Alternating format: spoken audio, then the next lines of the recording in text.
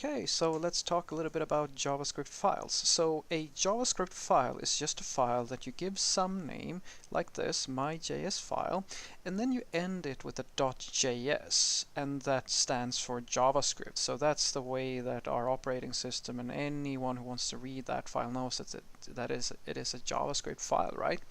So I was thinking we'll do something simple. So we go to document.querySelector and we get the element with an ID of a myID, and then we set the inner HTML to hello world.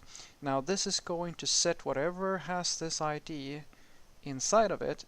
That text is going to be hello world. That's all this script does. So it's a very simple script.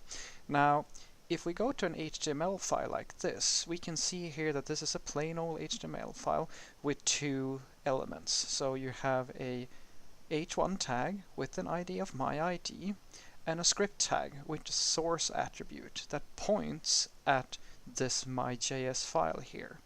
And as you can see, the ID matches the h1. So if I now go to my browser, you can see that we have the text hello world, even though there's nothing in this h1 tag by default.